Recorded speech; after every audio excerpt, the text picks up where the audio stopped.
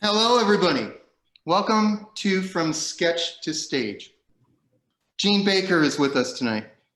Gene Baker is head of B3. Hey, Gene. How you doing? Gene is a living legend. He's, again, one of the preeminent luthiers of our time and is currently back where I believe he belongs, at B3, making his own stuff. And Back in California. Glad to have Gene. And he's back in California near me, so that's even cooler. Yeah. Amen. Okay, let's see. Now, next would be Frank Falbo, I believe, would be next on the alphabetical list. If anyone correct me, because I'm going to screw up. Frank Falbo is one of these people that I have called repeatedly and asked dumb questions, and he's answered all of them with aplomb, a little used word these days. And he is also a person that's kind of a unsung hero in the pickup world.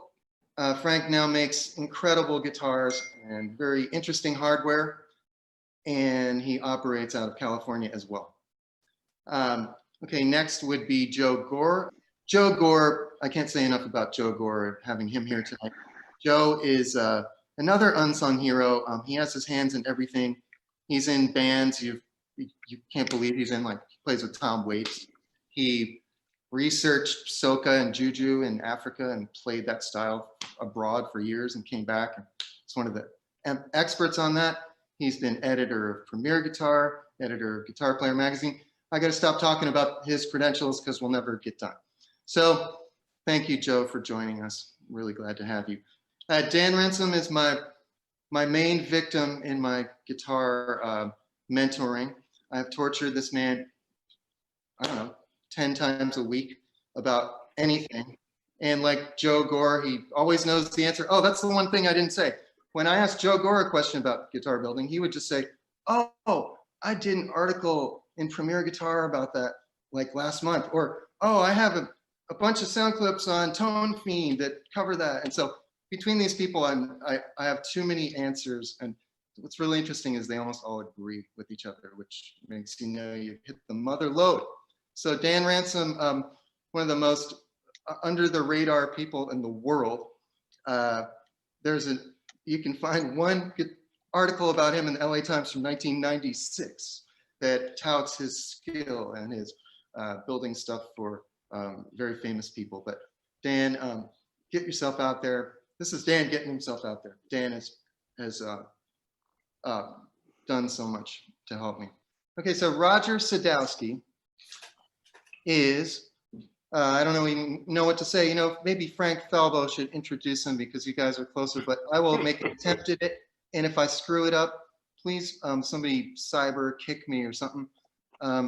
Roger Sadowsky, as I understand it, is one of the first people to really concentrate on the upgrading of the guitar and making it more personalized. And we're talking about really, you know, I'm dumb enough that I don't know the year, but I would guess late 70s maybe, or early 80s or something like. Roger, is that correct? I started out in 72. Oh, see, I was 9. So Roger is the elder statesman of the group, possibly, or maybe just the longest reigning demigod we've got here tonight. But Roger builds beautiful instruments and has seen great success as an entrepreneur as well throughout his career, which is the really hard part of this game, I think. So kudos to Roger, and we're super lucky to have Roger with us. I'm next. What can I say? I learned from all these guys, except Roger, and that's only because he's too busy to answer my stupid questions every week. That's not true. And no, I'm kidding. I probably just didn't have the nerve to call you and bug you on the East Coast and say, hey, but huge respect. The other actual luthier we have here, I consider myself more of a designer per se, at least as of right now, is Gil Vasquez. Now, Gil has a cross-pollination with another company here. Gil Vasquez is a seminal founding member of B3. Gil Vasquez is a super cool guy. Gil Vasquez lives near me and has helped me enjoy living in the valley, which when I ended up here, I was like, what am I doing with my life? Gil Vasquez is infinitely helpful as well. And all these people, just answer some questions. There's Gil. Beautiful. Good to see you, Gil. It's been a while. So we're going to go through a few of the topics that involve building. We're not going to cover all of them, and we may get down a couple rabbit holes and spend a year on one topic and 0 seconds on something else. But we'll attempt to give you somewhat of an overview of this process. Okay, the first topic, I had people sign up for topics, see what they wanted to talk about. The first one was size, and no one signed up for that. So I would like to invite people to comment. Really here, the thing is, how thick is your body? What's too thick? What's too thin? What is too big a design? And these things matter.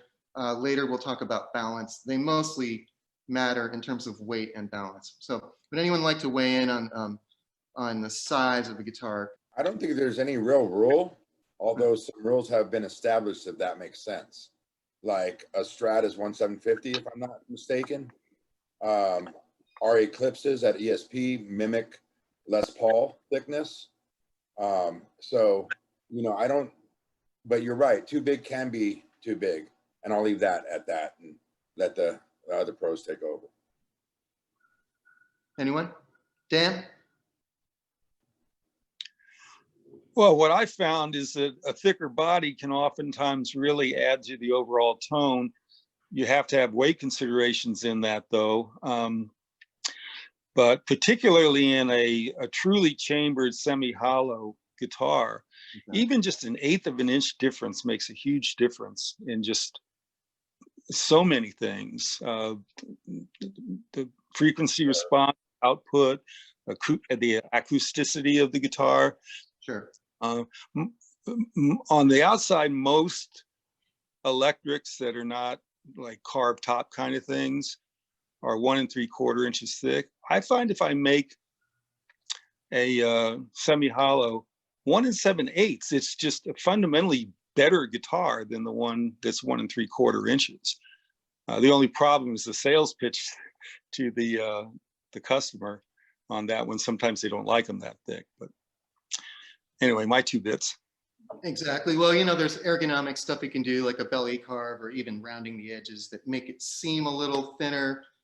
Excellent. If I can chime in for a minute, I think there's so many variables going on here that it's even almost hard to discuss this because you have the ergonomic issue of the body, and then you have the tonal issue, and then starting to talk about semi-hollows in the same context as solid bodies. It's just, you know, it's just such a wide spectrum. It's a vast universe. Yeah. Well, what we could say for beginning people is look at existing guitars. Of course. And know that there is a reason that they're a certain size usually, and they can be all of these things. And making a completely unique design, like I tried when I started, you know, your napkin sketch, could lead you to disaster if you had an appendage of the body that caused imbalance, or if it's too thin, you have neck dives. So, and my recommendation for people, especially starting out, is start in the paradigm of what's already been done. Get good at that before you start designing something on the outside of the envelope. Exactly. Yeah, exactly. Yeah, you can spend a lot of money and waste a lot of wood doing. Exactly. Exactly. Amen. Anybody else before we move on to the next topic? All right, I would just throw in that it relates to stiffness, right? So if you have like a flying V is skinnier, you know, than a Strat, like we said, 1.5 inches, something along that lines. And so if you have a skinnier guitar and then it's maybe a little bit less rigid along the string axis, sometimes that can affect the attack and decay and sustain and the guitar's ability to feedback. And so, you know, if you want a guitar to behave like an SG, you just won't get that, you know, with 1 3/4 inch body and a big beefy neck joint. That doesn't make it a bad guitar, but there's certain things that certain guitars do because of positive things that were designed into them and because of negative things that were designed into them. So just kind of manage that. If you're going to use a really, you know, soft piece of wood like basswood, maybe we don't want to cut that down to 1.4, you know, and build a guitar that way. So you're just going to manage density, stiffness, along with, exactly. It's a complete picture. So any of these considerations cannot be dealt with individually. They're all part of a bigger thing, like balance, of course, is totally tied into this. Okay, now, I think that now we're going to segue. Does anyone have anything else on that topic? Do we have any questions regarding this, or any questions yet, Brian? Not yet. Okay, great. Let's move on to scale. And I'd like to say we have a couple, one interesting story here. Gene is going to take the lead, but this is pretty funny. Dan, do you want to tell your involvement with Mr. Novak's and what happened? Yeah. This is funny. This is possibly even an urban myth to me, and I'm involved in it. Oh yeah. A customer came in my store, and we were talking about the slanted fret Novak design, and he told me that Ralph got the idea, and I knew Ralph personally, that Ralph got the idea because he looked at one of my necks, and I had ended up getting this fret slanted on it just out of a mistake. You know, you guys know how that can happen. And it just kind of set the idea off in his head that he could do this, you know. And again, I've never asked Ralph whether or not that was true or not, but I kind of, in a way, I kind of like the idea, even though it was a mistake on my part. Well, that makes it even more beautiful. You know, that's the Miles Davis paradigm, right? Yeah. All right. Now, Gene, I know that you have done a lot with various scales, and I'd like you to talk about that. And Brian, I think we have a link to a site that is frequently referred to. Yes, I'm going to bring that up now. Gene, take over here. All right. How y'all doing? Hi, Gene. Say that again. All right. How y'all doing? No, all right. I love it. That website, you know, I've just been referring to it a lot over the past few years when I started dealing with the whole multi-scale thing, which it was a great site because it had so much information that you could plug in, whether it's, you know, how many strings, what scale, where you want your perpendicular fret to be on a multi-scale, because that kind of affects a lot of how your hand jives. But there are so many aspects, even different tuning systems where there's just so much variety on there that you can plug in the width from the offset from the edge of the fretboard to the string. If you want equal string spacing, you want equal distance between your strings. So it gets pretty silly for how far you can carry it out. But in end result, it'll spit out a DXF file so you can go straight to a CAD format and kind of start doing some layout. And or you can kind of like see where you're screwing up right up the gate and kind of say, well, oh, I see that ain't working. So you start plugging in different numbers and comparing. But with scale length, you know, being that you know, my heart's always started with Gibson. I just have always loved the mid-range honk of a Gibson. But then later on in life, I got the pleasure of working at Fender as well. And so you can easily hear scale length. I think it's one of the largest factors, you know, aside of the woods itself or the electronics, each one playing a very equal, you know, kind of like importance within the build of the instrument.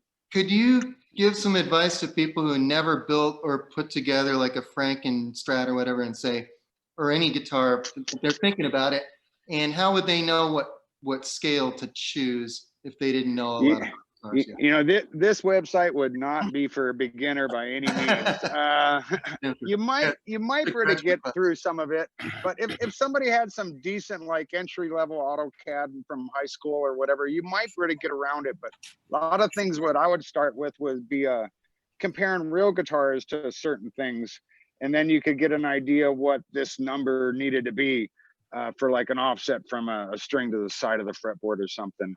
Well, let me give you a dumb question. This is like one I would call you and ask.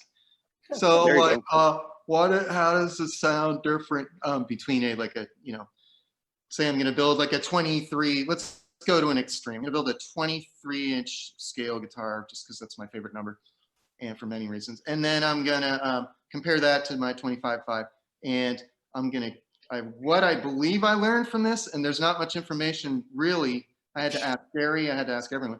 I believe that the shorter scale will be a little darker, The strings will be flabby as heck, obviously.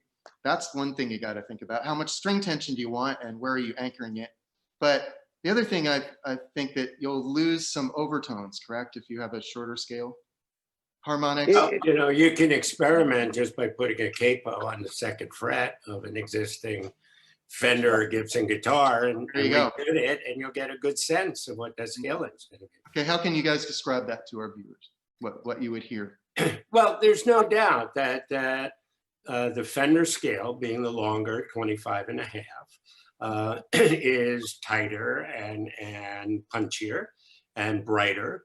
And a Gibson scale at 24 3/4 is rounder and warmer. And I mean, that's very simplified, but yeah, as long as the scale gets longer, your string tension gets tighter, and the other way around when you go shorter. Okay, very good. And Gene, can you tell us anything about the baritone scale? There's a lot of interest in that in the last few years. What else can you tell about the scale? With working out at Roscoe there for a while, we were building a lot of basses, and a lot of bass guys were extremely picky in variety. I mean, I think they like more things than a lot of guitar players when it comes to variety and like string spacing at the bridge, string spacing at the nut, you know, just all kinds of different things. 33-inch, 34-inch, 35-inch knobs. Yep. You know, we're getting guys all over the map. You know, with the longer stuff, you're definitely getting an extended range. And one thing, like with scale length stuff, we started some stuff with Gil Vasquez's daughters, where we built them these 3/4 size guitars. They're 22 and 3/4 scale length. Oh, interesting. And these, and so basically, I always hear when you go shorter, you hear a really sweet mid-range honk, and that's one thing I like about a Gibson. Then the longer you go, I kind of think the longer you go, you're actually extending frequencies. So you're hearing more bottom, you're hearing more top end, and you can. Now, what is that? Is that just the tension of the string, folks? And you're always kind of combating both, because you won't keep the same gauge on all those different scale lengths. You can use actually heavier gauges on the shorter scales. Exactly. Depending on what you're aiming at for tuning and whatnot. But I just think of it, I keep hearing extended frequency, and so then you start getting extended guitars, extended basses, baritones. And it's really cool, and that's one thing I liked about the Telly. You know, them having that interchangeable format where you could have a vintage 21 fret guitar neck, or you could slap a Bajo Sexto neck on it when it's the same guitar. And I thought that was just so cool. And instantly you could hear it. And it was just kind of so fun. Plus having two different. I'd love to hear a back to back of that. That'd be so cool. Gene, I'm glad all those crazy bass players were going to Roscoe and not coming to me. Yeah. I have a very simple philosophy about scales. With guitars, I think most players that I deal with are either used to Fender scale or Gibson scale. And so I'm not looking I'm into giving people what they're used to. I don't try to compromise at like 25 or 25.25. You know, people immediately pick up a guitar and they know, you know, it could be the same model with two scales, and they immediately gravitate to one scale or the other. Same with bass. I only build 34-inch scale. I don't even do 35 on 5 strings. I don't think that extra inch is a magic cure for a better B string. And I don't care.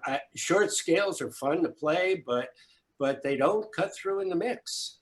You don't hear them the way you hear a 34-inch. So I'm so focused on players being able to cut through live and in the studio and in the mix and being heard. I've been at concerts where the bass player was playing a short scale. I couldn't hear a note, and the second they picked up their P bass, I could hear everything they played. Interesting. Yeah. I think that's. It's smiling, Gene. That's a huge lesson. I just want to say one thing about what you said. That's very true. In overall, is getting something that you like the way it sounds yourself. Do you play solo guitar gigs, or do you play with other people? And how many people do you play, and what do they play, and does it actually cut through the mix? That is so much more important than your own proclivities of practicing alone. So you know, that's something for builders to think about. They almost never think about in the beginning. I didn't think about that for the first few years. Anyone else on scale before I think?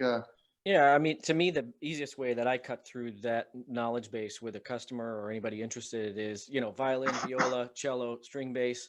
Also look at a piano. The low strings are longer than the high strings. That doesn't mean it's a gateway to teaching somebody that they're supposed to want a multi-scale, but that's what happens. If we want deeper, crisper, low frequency notes to be produced with more fundamental to them, the scale is longer, just like it is on the bass. If you want, you know, smoother trebles, and like Eugene was saying, mid, fat mid-range, for example, then the shorter scales can do it. Okay. Yeah, I'll say this, that our current 7-string is a 25.5-inch scale, and I'm talking with Gene we want to go to baritone 27 at least, just because a lot of it turns off a lot of 7-string players because the attack isn't there, the tension isn't there. It just doesn't quite work for a 7-string as it does for 6. You know, I think it's also kind of why the fan fret thing works so well, because of the tensions with strings. I'm not an expert on that one at all, but just from messing with them and looking at it and reading about them, that's what I've kind of learned. And of course, Gene, I got Gene in my back pocket. Exactly. Okay, folks, we're going to move on. I believe, Joe, did you have anything to say about scale? Joe, you there? Oh, I'm sorry. Let me unmute myself. Pardon me. Can you hear me? I got him. Yeah, absolutely. You have anything to add at all? I didn't want to leave you out. I've got almost everyone else here. Well, just that the scale is full of surprises. I've never played finer basses than what Roger makes, literally.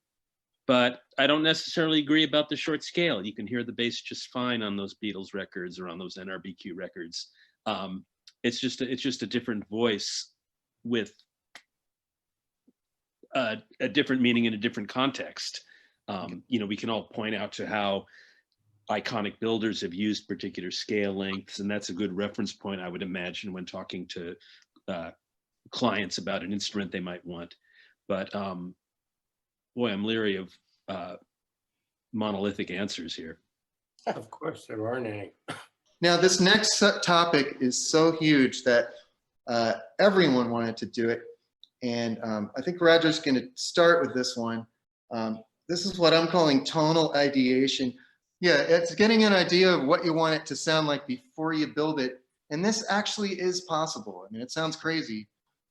Some people say you can't do anything but put different pickups in. I don't ascribe to that. But it's how to, this section is about how to get something that sounds like what you imagine in your head to be an ideal sound. Okay, Roger, you can start on this one. When I started modding primarily Fenders, because they're more moddable than Gibsons back in the 70s, I would put the same amount of work into this, you know, 2 or 3 strats, a refret, shielding the electronics, upgrading hardware or basses, and some would be transformed into a great instrument, and some weren't that much better than when I started. And so I started to have to look at what was going on there. And one consensus I reached was that for me, the lighter weight instruments that sounded better acoustically, for me, were always the ones that I thought were better sounding after I was done with them. And I started out in '72 building acoustic guitars. And so I really started developing the idea that wood is essential in the sound of a solid body instrument. And so the wood has been my foundation, has been a motto I've used for 40 years. And the other interesting, so for example, if I'm dealing with a customer on a bass or a guitar, I'll often do the comparison. You know how an early 60s rosewood alder Fender would sound, either a bass or a Strat. Yeah. And you know how a 70s ash maple board instrument will sound. Exactly. And so I immediately plug them into that as reference points for the differences that wood brings to the instrument. Mm-hmm. I'm also convinced, for my work at least, that I really think the fingerboard makes a bigger tonal difference than the bodywood. I can articulate to people the difference between a rosewood board, an ebony board, and a maple board much clearer than I can articulate the difference between an ash body, an alder body, or a mahogany body. So I think people really underestimate the role of the fingerboard. So I typically describe maple as being the brightest and tightest sounding, rosewood the sweetest and warmest sounding, and ebony in the middle, brightness wise, but with the most immediate attack in the strongest fundamental. That's why. So, so this is the languaging that I've used for years to communicate with people. And granted, every piece of wood, you know, is going to have its own mojo, but 95% of the time, I feel my generalizations have held up. Now, do you feel like, is there anyone here that can weigh in on this? Is Roger kind of the pioneer of this whole tone wood concept in some ways? I'm not sure if that exists, but I don't remember people talking about it in the 70s. I started, the first magazine article I remember where I talked about it was around 81 or 82. That's pretty cool. Because I must point out, this is a point of contention on many forums. It's not a point of contention here, right? Is there anyone in this group that contends that wood is irrelevant? That wood is irrelevant? Yes. Oh, no, no way. That's But that was the mentality in the 70s, okay? It was all about brass hardware and brass nuts, and early Schecter stuff was, you know, all these 12-pound coffee table African hardwoods. Weren't there pieces of metal in the side of a Kramer base neck as well? I believe, yeah, there were pieces of metal on the side of the neck of a Kramer, I believe. Yeah, well, even Warmoth had two steel bars going down his base necks on each side of the truss rod. Not I meant not reinforcing rod, but this kind of tonal thing. I see. For a minute, yeah, Kramer. I could be making it up. We actually have a. I've tried to repress those memories. Right, Lisa. We have a related question from Dakota Otero asks, are there any scientific papers or experiments on tonal correlation? Oh, God. Joe, I screwed up. Joe and I were going to do one, and I never sent him the guitars. We never built the strumming robot either.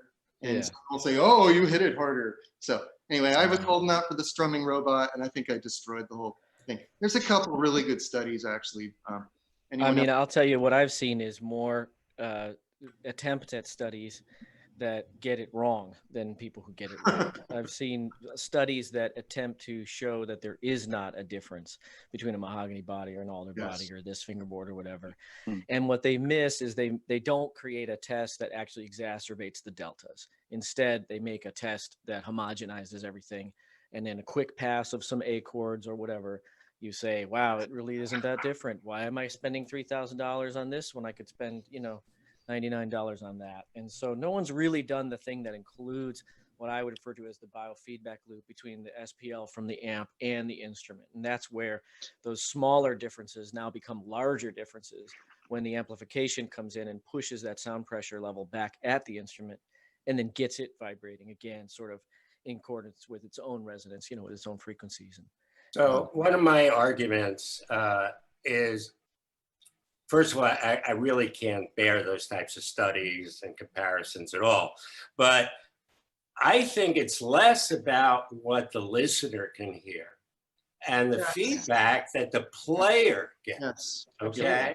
Who cares what the audience hears? It's what the player hears, the feedback he gets from his instrument, which affects his attack and the way he can create tone on his own instrument. It's all about the player. It's not about the listener.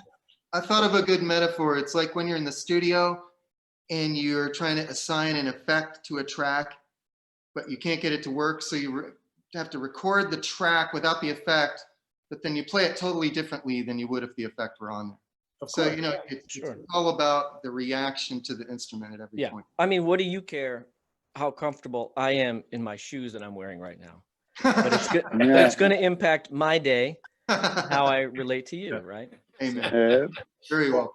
As far as differences in tone, though, I can have a mahogany board, 12 foot long, whatever width, and cutting a body out of that same piece, the bodies are going to sound different, no matter how you Agree. Totally agree. So that's cool. So yeah, there's definitely something about the wood. I explain that to my customers that don't think about them as a board, think about them as a length of a tree. Yeah. Exactly. And from the bottom of the tree to the top of the tree, you're going to come across different densities. Whenever I make a two-piece body, I always make sure those two pieces are adjoining on the board, because that reduces the difference. And I gotta charge my battery, guys. Sorry. You mean a drop match, so to say? Excuse me?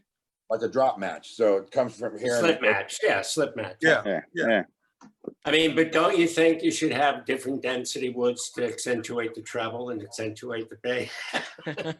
I was thinking the same thing. I'm about to build a tremolo block. I don't put them in a trem. I put them in the back of the guitar. And because I love the way it sounds. And I'm about to make one that's half brass and half steel stacked. Yeah. Because it doesn't move, you know. I want both sounds, you know. So. On the topic of, oh, go ahead. I have made like a half of a Strat, the bass side out of poplar, and the treble side out of alder. Wow. And gotten more snap out of the bottom side that way. You got to choose the right poplar, but it's yellow.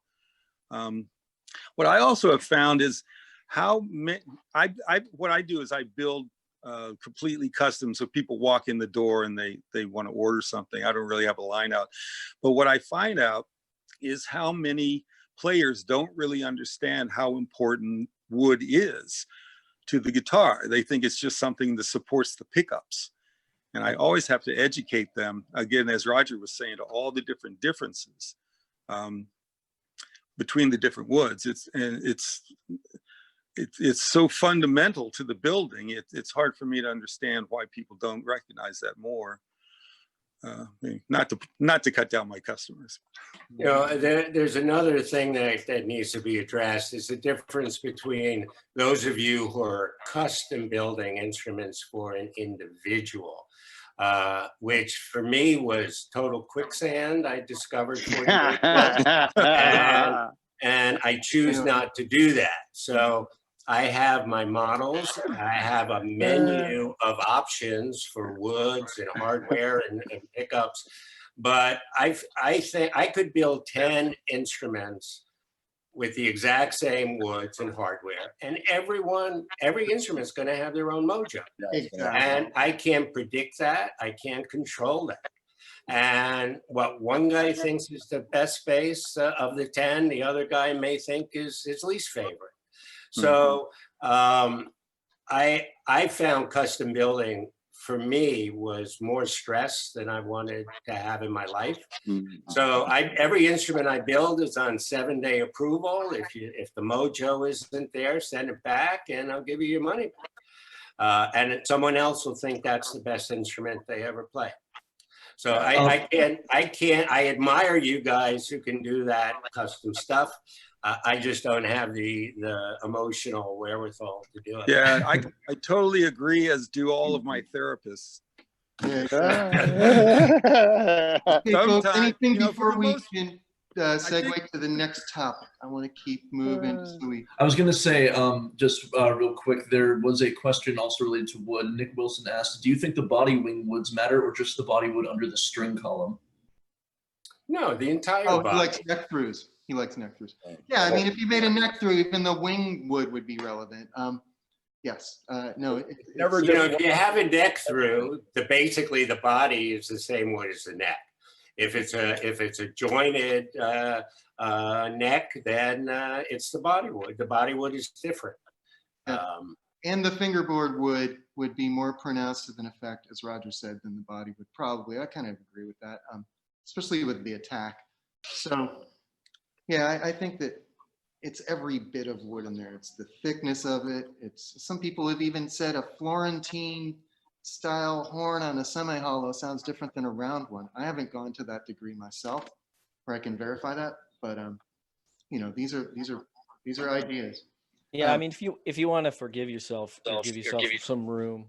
on a neck through. If you say, look, I'm making a neck through, so does it matter as much what I put on the side wings, you know, and you want to say, man, I really just want to use a lightweight piece of wood so this thing's not so heavy.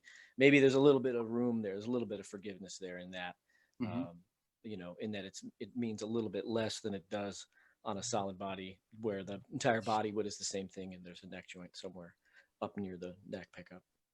Okay, we've got some interesting stuff about the next thing, which is called mapping it out. Now, it's really important to know where to put stuff, and there are really nice things like a scale ruler where you can kind of figure out where your nodes are and where your neck ends and where your 12th fret is and where your bridge goes, but it's more than that.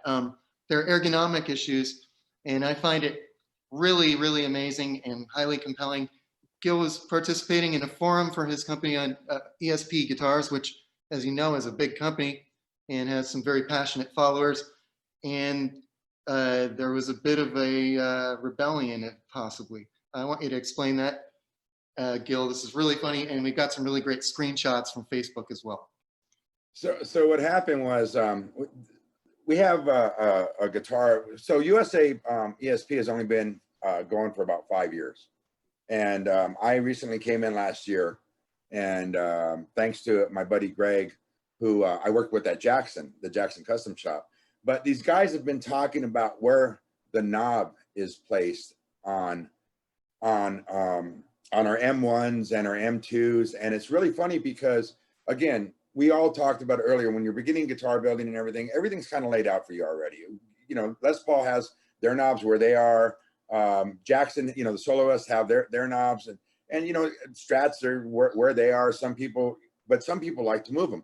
I'm finding out that ESP players are very aggressive players, and they have been after the shop to move the knob, the volume knob, out of the way.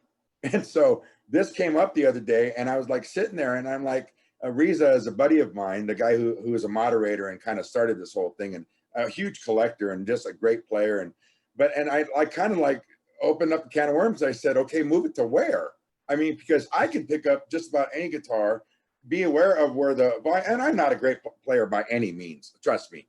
I mean, I'm probably, amongst y'all, I'm probably the worst, right? But I can pick it up, and I can actually, you know, figure out, okay, don't go there, you know, don't strum this hard. But these guys, like, they're adamant about us moving, as you can see through this thread, the volume knob. And so, and the VP of sales is also on here, who's also a Fender guy from back in the day when Gene and I were at Fender and stuff. And it's like, so he gets on there and he basically says, okay, Gil, what are you going to do now? And I'm thinking, oh shit. Well, they took a poll. The poll is freaking off the charts. Everybody says, move the knob, of these guys that buy our guitars, and they're the customer. So therefore, do you want to appease the customer? Yes, we brought it up in USA meetings. And so we're going to probably move, we have what we call a configurator on our ESP USA site. And you can kind of configure, you can't custom design a guitar, God bless you, Roger, because I know from the Baker days, Gene will tell you, I mean, building custom guitars. But the funny thing is just about every ESP USA is a custom guitar. I mean, we cap our headstocks. I mean, you just can't, they're like, we're not just producing them. They're basically made to order. There are actually orders for every guitar we make. And it's great. But so these guys are freaking our customer base. And Riza is like, kind of like a friend of the shop and very vocal about our guitars, as I'm finding out these ESP fanatics are. So more than likely, when we have our meeting, our USA production meeting, we'll bring it up. And honestly, you guys kind of know, moving a knob is kind of easy. I mean, it's not like redesigning the whole guitar. And to appease our guys and our customer base, I think it's something that we should definitely look at and do. And at first it was like, you know, how do you do volume swells and blah, blah, blah. But, you know, a lot of our players, you know, they're saying, no, use a volume pedal. And, you know, it's like, okay, guys, you know, I guess I'll bring it up. I'll probably create a fanatics. We'll call it the fanatics. Like, do you want your knob fanatics, you know, and kind of open the door. It's not in stone. So anybody that's watching this that knows me from ESP, we haven't said that we're going to do that yet, but it is something that we're looking at. And that's just kind of why I said, well, you know, this kind of topic is right there, because who says the volume knob has to be where it is? You know, I mean, certain things you have to follow. But, you know, if the guy, I'm making a guitar for my buddy Mundo when I was with Washburn, he wanted a Nuno, but he wanted a Nuno with the switch up on the horn. Now, everybody knows how hard that is to do on a Strat style guitar, to put, number one, to put the switch there, and then on a solid body guitar to run the wire channel to it. I mean, you have to be really good at drilling. So, but I did it. I mean, and he's playing it still. So it's just something that, you know, you got to appease the customers. And well, what I thought was cool is there were people there. I mean, my understanding of this, and of course, like every other part of building, I got all obsessed with, oh, where do I put the knobs? I don't know what I'm doing, man. So I talked to Dan Ransom, who also always helps me, and he's like, well, you know, the Strat is a pretty good model because you can do swells without moving your hand from picking position. I was like, oh, yeah, okay. So I've always ascribed to that. But even in the ESP group, there were a lot of people that thought that and a lot of people that didn't think that. So one of the key precepts of guitar design is if someone else doesn't like it, who cares? Like Frank said, no one cares if his shoes are comfortable. So we all have to remember that there's no right, there's no wrong scale, there's no right neck profile, there's no right weight, there's no right tone wood. That's the beauty of this, is we can disagree. And so they were concerned they would hit the knob if they played furiously, right, or something. well, a lot of them are hitting the knob, and they just want the knob moved out of the way, basically. So, you know, just how they're for aggressive playing, and it's, you know, it's all good. No, You it's know, just a style. there are rules that you do have to follow in guitar building for the newbies out there, but then certain things you can do whatever the hell you want. You know, I mean, scale length, of course, is important. Where you put the pickups harmonically is kind of important. You know, it's very important. But And so, notes, yeah. no. Yeah. Okay. Yeah, I agree with Gil that you have to listen to your customers. When I got started in New York with all the session guys, doing pinky rolls with the volume was essential. So, you know, if you try to, you know, do a Strat with two pots and move the knob further away, they would freak out because they couldn't wrap their pinky around it. So when we designed our last solid body guitar, our Broadway model, we designed it with two different layouts, one with the knobs closer for swells, and one with the knobs further away and the switch closer. So anyone ordering that guitar can, you know, it's like the old Chinese restaurant, one from column A and one from column B. Right. And they can pick we offer two control layouts, and they can pick the one they want. Exactly. So again, for design, you know, find a guitar that works for you and try to emulate it. And again, if you're beginning, don't try to make some crazy thing. Realize that things are where they are generally for a decent reason, and there's been some R&D and some adjustment over the years. Okay, in terms of mapping it out, I have one slide I wanted to show you. I believe Dan Erlewine, I'm really sad, was going to talk about a new tuner location. And I sent him this email. Brian, you got that slide for me? Yes, the headstock. Yeah, the headstock. This is something that's really crazy. If you don't like the shape, it's okay. I won't be hurt. People either freaking hate it or love it. It's fine with me. I don't care. I love it because I did it. And if you want to make another one, make your own. So I'm not sensitive at all about it. So if you can notice, the tuner holes are in slightly different places. Why? Because I was talking to Grover Jackson about how to model this headstock, and he said, man, when I was at, I want to say Washburn, and Gil, did you work at Washburn? So, yeah, I was after Grover. Okay, so apparently when Grover Jackson was at, you know, one of the serious, you know, OG luthiers alive, said when he was at Washburn, he tried to get them to do this tuner spacing because it gave string pull that was dead straight. Now, we can talk about whether it's really necessary to have dead straight string pull. It's nice. It may or may not bind in the nut more or less. I don't want to get into that, but I want you to show that even something as minute as where the tuner holes are can be relevant to your build. I would not advise to do this, but I would advise you not to have strings that are going off at an extreme angle on the end of I don't know. Does anyone disagree with me about that? I mean, the only thing I add to that is we all have a downward angle when we leave the nut. That is to create the sound.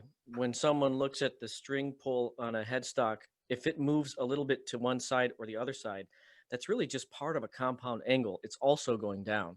There's no such thing as truly straight string pull because you wouldn't have an intonation point. It wouldn't make a sound, right? Unless you had some kind of locking nut there or something like that. So there's already an angle. We're just determining how much of that angle we're going to give laterally. But this kind of thing is super fun because I mean, when you're working in CAD, you can even just look at it. You can just bring up the string thickness and just move it around. Now, I don't have the distances altered, but I'll have the tilt of it, altered a little bit. So that when you look at it, the knobs, the tuner knobs appear to be in the same spot as one another. I just sort of shift the tilt slightly so that, that when that fat string comes out. And of course, in that point, the back of the nut has to be fanned at that angle.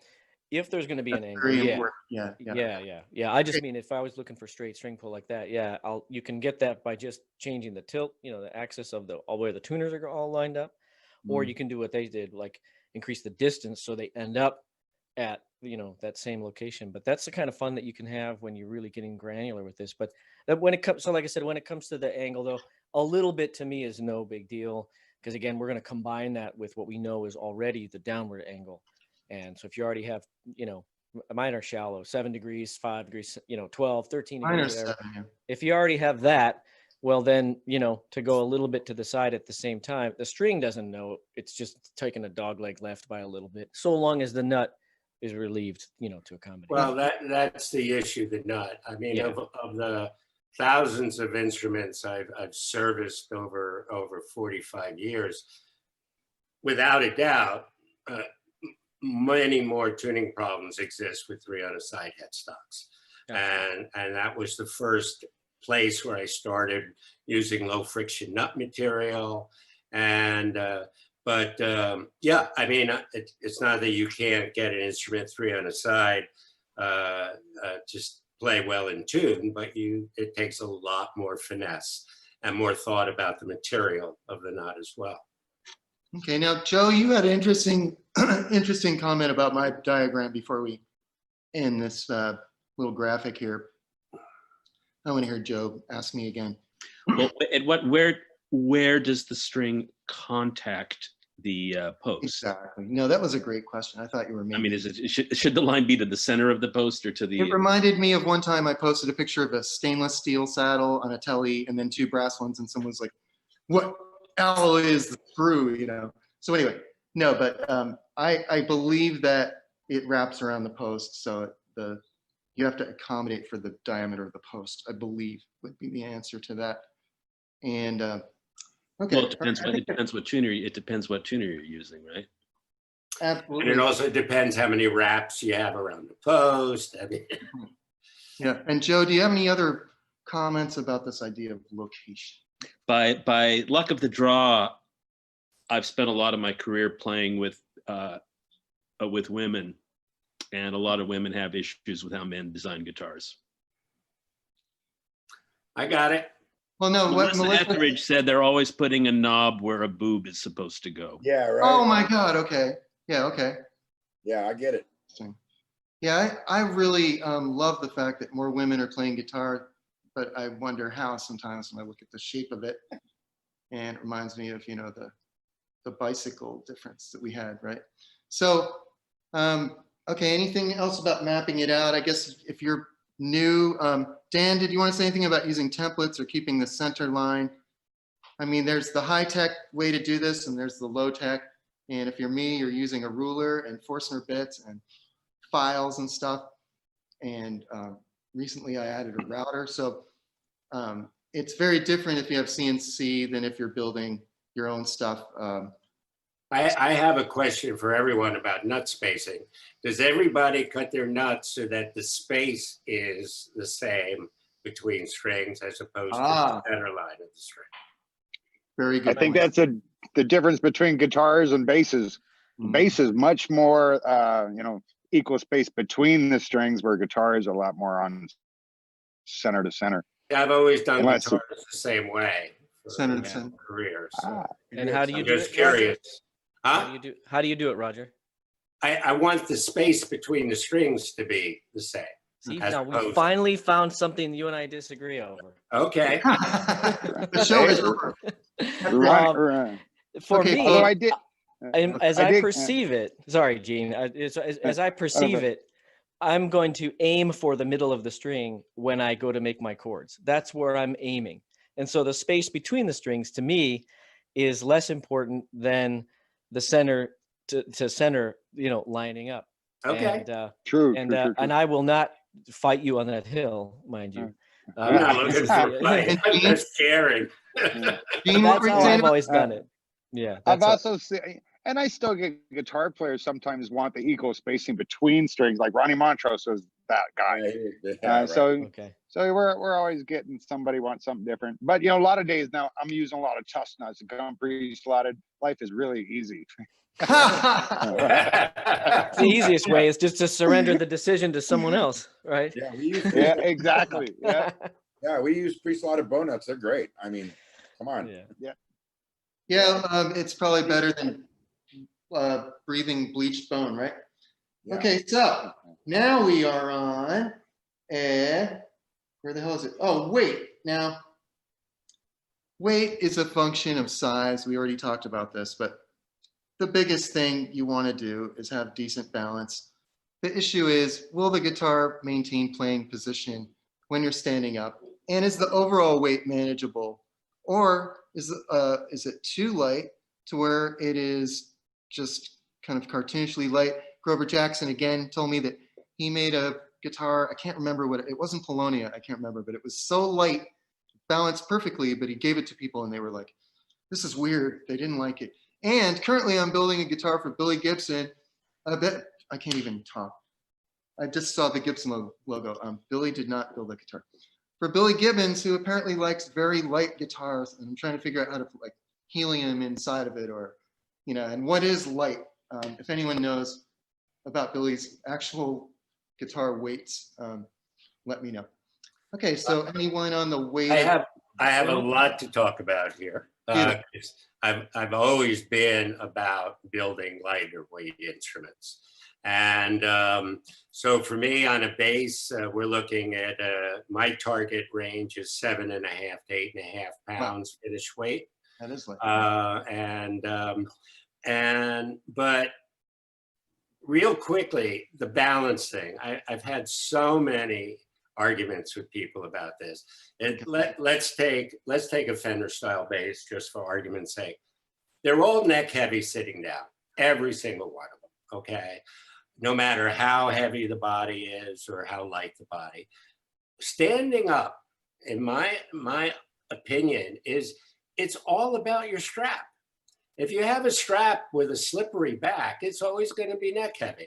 If you have a back that has some grip, a strap with some grip on it, suede back or anything but a shiny vinyl back, I can let my arms off the instrument and it stays perfectly in place. And I've done photos for customers who have argued with me about that. And so I think the strap is really essential for the balance issue when you're playing standing up. Could I interject possibly that from what I've learned, you need to have a horn at the 12th fret approximately? Well, there's no question. The further out the horn is, the better it's going to balance. But we're talking about, traditional construction for the most part, Sure. not outside of the envelope. Sure. Yes, at least for basses, a long horn definitely makes a big difference. Mhm. But I find the strap is such a missing element in the conversation with balance. Interesting. Okay. You're on mute, Well, Joe. I Nothing think the strap is profoundly important. Yeah. It varies from player to player. People mock me for wearing guitars real low, but I do it just because I have messed up shoulders and it keeps my shoulders away from my ears. But yeah, it's rarely taken into account. And Roger's point is well taken. Okay. All right. And would anyone like to posit a tonal weight causality? In other words, how does the weight affect the tone? Is it true that a some people have told me a heavier guitar is brighter. I mean, I would say that I still go back to the stiffness ratio, meaning that if I had a very stiff neck, and this really translates over into the acoustic world, but if you have a very stiff neck, the strings are going to do more work to vibrate the body or to deliver their energy to the body and have their energy absorbed by the body. If you have a very flimsy neck, made out of a soft wood or whatever, you're going to lose energy to the neck. I say lose. I don't necessarily mean that as a negative. Sometimes losing energy is a positive thing for the tone, right? But so there can be an interplay between those two things. If you're trying to design a guitar to be extra lightweight and that causes you to make a body that will kind of lose sustain because you kind of went past that point, and then you have this stiff neck, those things, you know, again, it'll change how it sits on you in a guitar strap, but tonally speaking, yeah, there can be some trade-off, you know, between those two things. But you know, there's the sonics of it, but then there's really like I said, the stiffness to me is part of it. I think you have to look at the neck as like a heat sink, and the less stiff the neck is, the more string energy you're going to lose. It's that simple. Mm-hmm. But then there's woods like Roger's used spruce and some stuff. There's woods like that, or spruces and cedars, where they're lightweight, but if they're quarter sawn, they're extremely stiff across the string axis.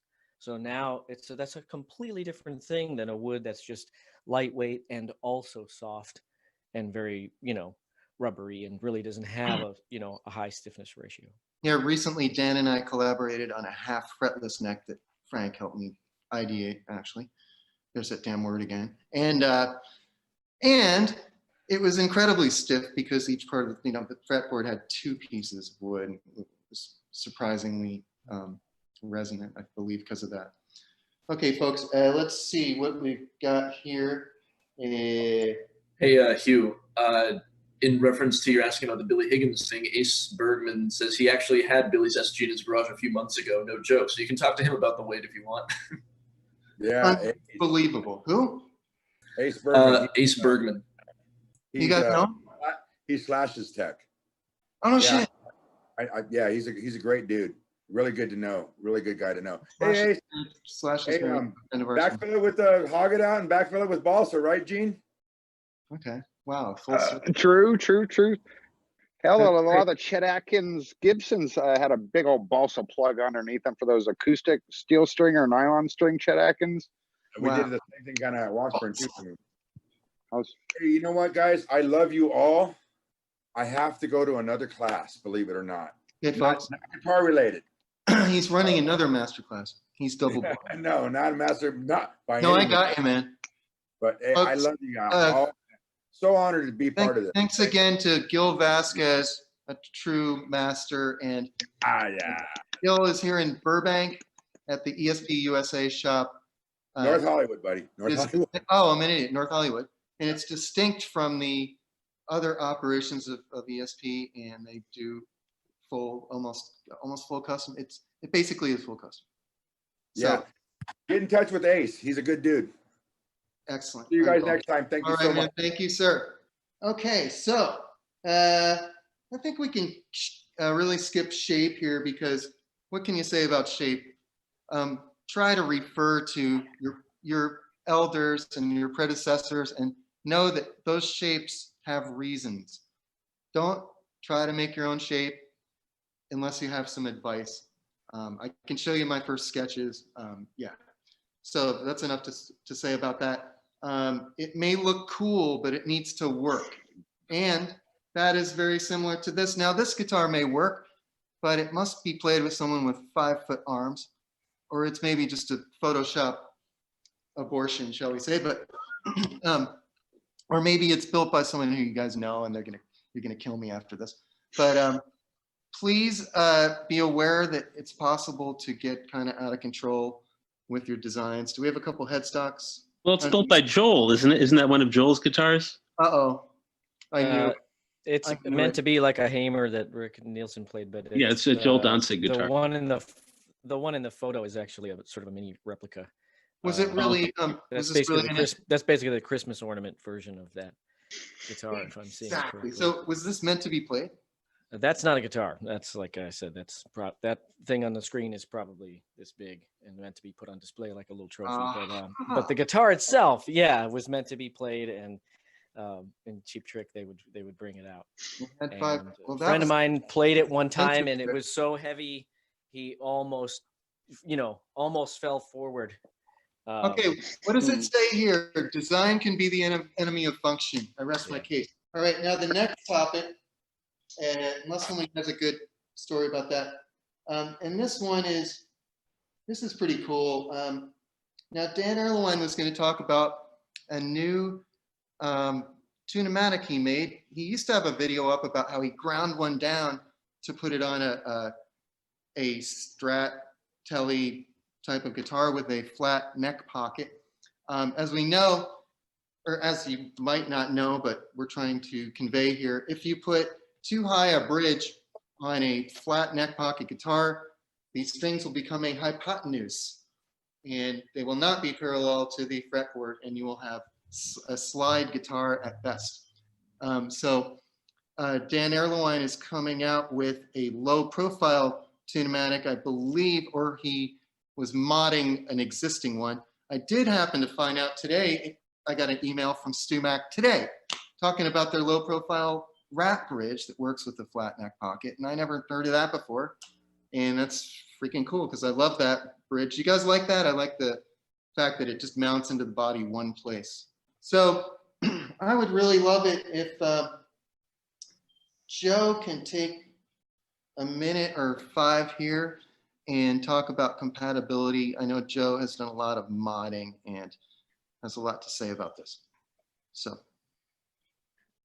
Is there a specific question there? No, I'd like you to say anything about compatibility hints for a beginning builder. How do you know?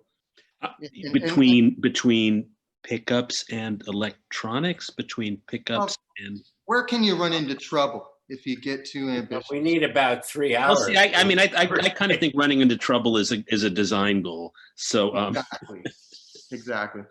Where can you run? How can you avoid expected trouble en route to really good trouble? Well, again, I would phrase that a little bit differently. I would say, how can you, customize and use options, especially less familiar ones, to make something that speaks more to you. Beautiful. Okay, that makes sense. I feel quite ridiculous being here among some of the best luthiers on the planet. Imagine how I feel. And Frank Frank has seen me work, so he knows what a clown I am more than anybody. But Joe, I think what you bring to the table is, I think this type of trying this capacitor and that capacitor and this is better done by a handy player than by us builders. Well, here, let me put it this way. We could talk about commonly available information and what difference you'll get between a 250K and a 500K pot, and is it ever okay to use a 250K pot with a humbucker, blah blah blah. But I think more interesting might be some of the interesting things you can do that people generally don't. This has been a bit of a hobby horse for me, but man, bass cut switches, huge deal on guitars, especially anything pertaining to distorted tone. Would that be PTB? Is that what you mean? Along that line of thought, lows disproportionately drive amps, and cutting some of the real lows that you probably don't want in your guitar signal anyway will radically change the response of the amplifier to the guitar. It's kind of amazing to me that more people don't think about having any kind of high pass filter on the guitar. Another interesting product is the, folks know about the tone styler, which sort of flips the equation of how a tone pot really works, which is instead of shunting variable amounts of a fixed frequency to ground, it's simply a multi-position switch that uses a scaled series of tone caps. most people, unless they're going for a freaky effect, tend not to like the tone styler. It wasn't popular then, it isn't popular now.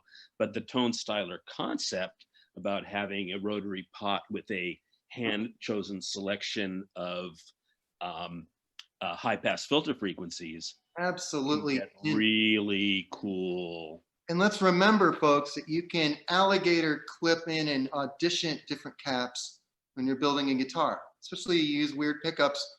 You can't just look up, oh, well, I have a 19, no one does this but me, I should shut up, but like a 1960 Supro single coil. How do I know what cap's gonna sound good with it? I got to alligator clip a bunch of them in place and really audition them. And sometimes actually a really nice workbench tool is to use a rotary switch, kind of like a tone styler, and pre-populate it with the series of caps, and just have two common leads coming off it and connect it to a tone pot. And that's a quick way to try a lot of cap combinations in context. Fantastic. Okay. Yeah, and the one thing that Joe, I mean, for those that don't know, Joe's, quite a genius as it relates to pedals and some, gain and fuzz pedals and things like that. Some of the things that work, that come from a more antiquated tech. So we're not, it's one thing to plug into a digital modeler. It's another thing to plug into something that's using circuitry from, pre-war time, right? It's not so much always just about the sound that's coming out of the instrument or a sound that you like, or you say, I like this much bass in my sound or whatever. It's about what's going to happen as soon as that starts to distort, as soon as that starts to clip something, as soon as it starts to hit germanium transistors or whatever else is the first thing in your chain. And so sometimes it's sometimes you have to take something away to get more of something somewhere else. Sometimes you have to filter out some low end pre-gain so that you can boost it post gain to get the low end back and not have it be muddy. And then it's also, it's like the EQ principle. Often the way to add the most walloping bass to the track is to use a resonant high pass filter that steeply cuts below a certain frequency, but has a massive resonance peak right where you want it. Yeah. So, if you want the bass to really wallop, you don't just turn up the pre-configured bass pot. Right. You have to find a very, very precise position, and that low cutoff is just so crucial to how guitars respond, to how pedals respond. The input cap is the most important part in any gain pedal, and it just is a source of interest to me that so few builders give that the emphasis I think it warrants. And Joe has done all the empirical proof you could ever need, presented beautifully and organized very well on tonefiend.com. I have not been paid to say this, but tonefiend.com is an incredible resource. Sound clips of millions of different fuzz pedals he's built, not millions, but it's crazy obsessive in the most beautiful way. Okay, folks, I want to say a little tiny bit about our charity, and then I'd like you each to tell me what's the most exciting thing you're building right now, or like anything you can tell us about something exciting you're doing, if you'd like, because I don't want to just limit this to my little rubric here. So our charity tonight is named Direct Relief. When I was in my 20s, I raised money for nonprofits, and we raised money for one charity that shall remain unnamed, and they turned out to be kind of a fraud. And I spent the next 5 years of my life resenting myself for raising money for criminals. So I pushed for reform in the way charities are evaluated. And when I went to look for a charity for our event, these folks pegged the meter of responsibility, accountability, transparency, everything you could want. And they don't raise their own money, so they don't spend a lot on admin. They basically are experts from medical supply chains. They have identified sources of masks that are not moldy or of spurious origin. They are sticking their neck out to get these supplies to the front line as we speak. And again, their financial record and their accountability is stellar. So we really appreciate it if you can help us out. If you've enjoyed this, and even if you haven't, please help them out because it's not their fault. Okay, now I'd like to just close the normal part of our show today and let everyone comment on something anything they'd like to say before we go.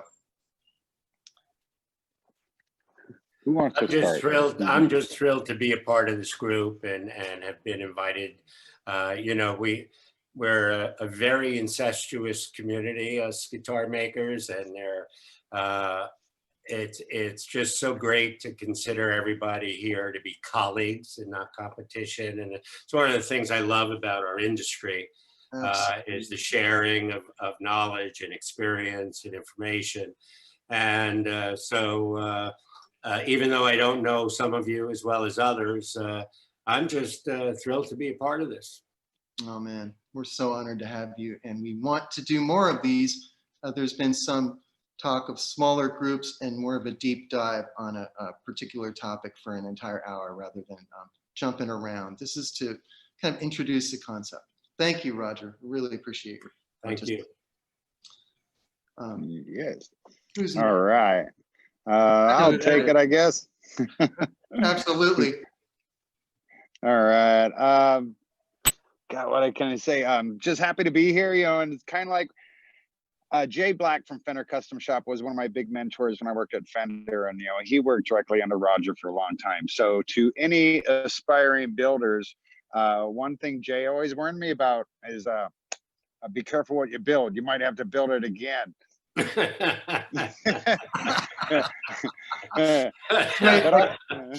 Like Gore playing Low Rider or something. Yeah, exactly. Yeah. But otherwise, I'm constantly just trying to reinvent myself, having fun, just trying to figure out what the next cool guitar is.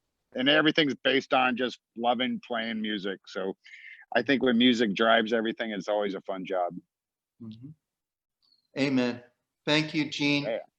Please look at Gene's guitars, B3 guitars, folks. Thank you very much. Anyone else want to go next? Who's next? I can go. I'll repeat what Roger said. Honored to be here. This is not an age joke, but when I was a kid, Roger is what I wanted to be when I grew up. I'm still waiting to grow up, and I'm still waiting to become a Roger Sadowsky. I'll let you know if it ever happens. All right, Frank. And if there's anything exciting, or I don't know if it's that exciting, to me, the stuff that's exciting to us is different than what's exciting to anybody else who's going to play our stuff. But I just got a hold of some recently some vertical grain fir that's roasted. And I do a neck where I use two pieces, but I invert the grains treble to bass. So the treble side is basically going to do the opposite of what the bass side was going to do when you bring them together like that. And so you wouldn't really expect to use fir as a neck wood, but that's kind of one of my things is, push the envelope, try to find out if there's any little hidden gems in there that aren't what has been tested, So I can make a neck that's a little more stable, a little stiffer, just by the way that I lock it together. I'm basically matching tree ring to tree ring as they go along to the best degree that I can. And so that one's going to be fun, because then if you want to talk about even body and neck relationships and weight ratios and things like that, I should end up with a lightweight neck that's still pretty stiff without adding, carbon fiber, without adding titanium rods. So, that one will be fun as far as, making one for your own sort of enjoyment or research, as opposed to all the ones that I'm also making for those crazy people who ask us to make guitars for them. Frank Falbo, folks, look at his recent rave review you were a pick at NAMM. That's what it was. Oh yeah. Your bass picked at NAMM is kind of one of that one of the whole show. Yes, the half fretless one. It's fantastic. And please, if you haven't heard of any of the people on this panel, please look them up. Everyone here is absolutely worthy of your time and your money if you plan to buy an instrument. Thank you, Frank. And Dan Ransom, could you go next? Because I think we somehow gypped you out of talking about torrefied wood for a minute. You don't have to go into a lecture, but if you could say a little bit about that, because Frank brought it up conveniently. Dan? Yeah. Okay, there you go. Yeah, and templates also. You kind of glossed over that part, but hey, no harm, no foul. I gotta jump in here and agree with Roger on something. in my shop right now, I've got an 8-string baritone with a synthesizer in it. I've got 5-string baked wood guitar. We're putting Sustainiacs in. I've got 2 neck through non-reverse F bird basses going on. But I built this thing. It's a quote T-style guitar, and I can't understand why I'm so enamored by it. Let me see if you guys can. I don't know if you can see it or not. Are you hearing me, Hugh? Yeah. Okay. And I came to realize that the reason I like this little guy so much is because I just built what I wanted to build. It's not a custom order.